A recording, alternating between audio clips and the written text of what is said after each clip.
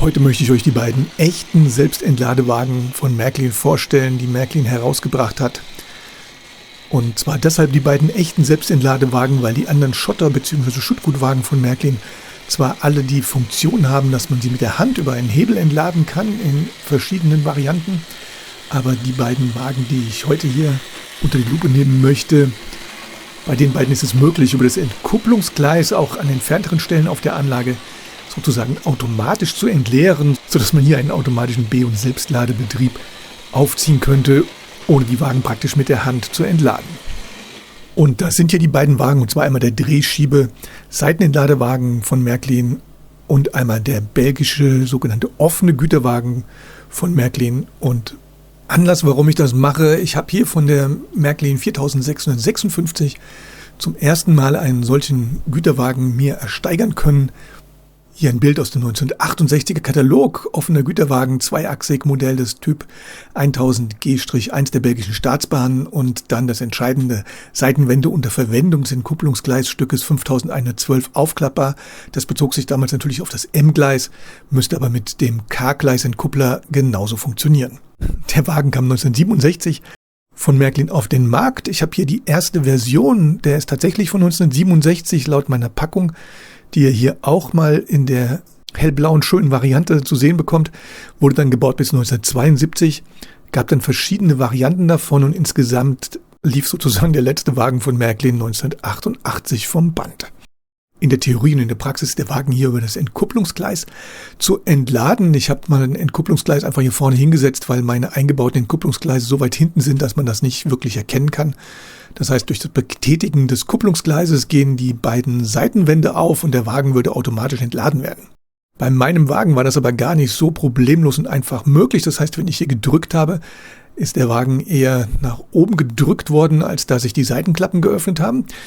Und ich denke, der Grund dafür ist, wenn man sich die Unterseite hier anschaut, dieser relativ einfache Mechanismus. Das heißt, wir haben hier diese lange Lasche, die vom Entkupplungsgleis praktisch nach oben gedrückt wird. Der Vorbesitzer hat hier nur eine Feder drin. Theoretisch müsste auf der rechten Seite die Feder auf der linken Seite sich wiederholen. Das war allerdings bei dem gebrauchten Wagen, den ich hier bekommen habe, nicht der Fall.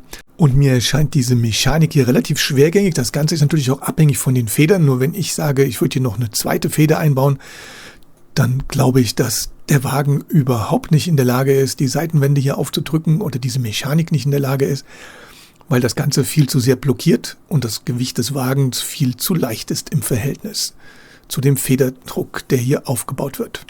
Ich habe dann hier die Feder mal ausgehängt, um das Ganze mal zu zeigen.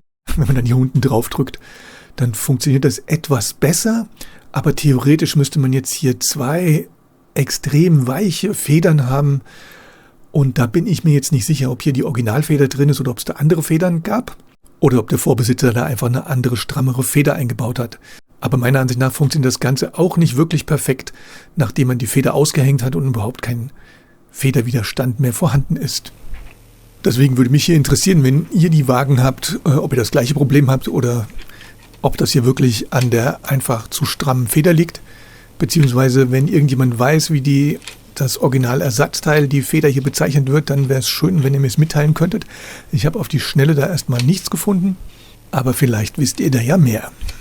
Wenn der Wagen dann wieder auf dem Entkupplungsgleis steht, dann geht das etwas einfacher, aber wie gesagt, normalerweise dürfte dann fast kein Federdruck da sein, der aber ja wieder gebraucht wird, damit die Seitenwände sich nach dem Entladen wieder zusammenziehen.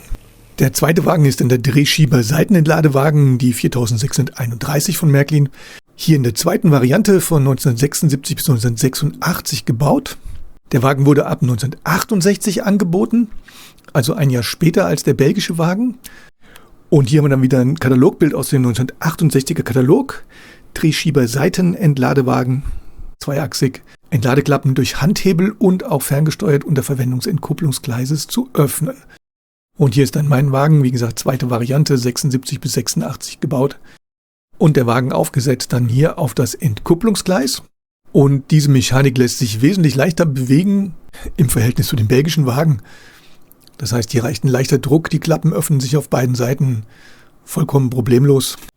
Hier das Ganze dann nochmal von unten gezeigt, mit dem Schraubendreher einfach diesen Stift eingedrückt und schon funktioniert diese Mechanik. Und hier in der Seitenansicht kann man das Ganze dann nochmal ein bisschen besser erkennen. So, damit konnte man die Wagen dann problemlos entladen. Leider gab es dann aber keinerlei Vorrichtung, um die Wagen auch zu beladen. Alternativ dazu gab es den Kran, ich hatte ihn ja schon mal vorgestellt, hier mit dieser Viat-Schaufel. Damit könnte man natürlich dann hier Kies und anderes feines Streugut einfüllen, aber ich glaube, das wäre eine ziemlich aufwendige Variante, auch die Öffnung mit der Schaufel immer genau zu treffen. Ich denke, ein Großteil würde da wahrscheinlich dann daneben gehen. Und ich meine mich zwar erinnern zu können, dass es irgendeine Bau- oder Bastelanleitung in einem alten Märklin-Magazin 70er oder 80er Jahre gab. Das habe ich allerdings jetzt auf die Schnelle nicht gefunden, wo man wie so eine Art Schütte hatte, um dann weiter unten über eine Rutsche die Wagen direkt zu beladen, die unten drunter standen, während der eine oben entladen wurde. Das werde ich bei Gelegenheit vielleicht nochmal nachreichen, wenn ich das irgendwann finde. Aber das Beladen, glaube ich, war hier von Märklin nicht wirklich geplant. Es gab dann von Faller eine Variante zum Be- und Entladen von Güterwagen. Und zwar hatte Faller seinen eigenen Wagen rausgebracht, der wohl für Fleischmann- und Märklin-System damals gedacht war. Ende der 70er, Anfang der 80er Jahre ist das gewesen. Und da gab es ein komplettes System, ein komplett funktionierendes Kieswerk. Es gab damals so eine Art Entladegleis, wo die Wagen dann aufgedrückt wurden, haben sich entladen. Das Ganze konnte dann unten aufgefangen werden mit einem Förderband ins nächste Silo und zum Beladen dann den Wagen unter das Endsilo hier auf der linken Seite, hinten könnt ihr das sehen. Und dann wurde über das Förderband der nächste Wagen wieder beladen. Das hätte man natürlich nutzen können, indem man jetzt statt dem Entladegleises von Faller hingegangen wäre und hätte dort das Entkupplungsgleis eingebaut, um den Märklin-Wagen hier zu entladen.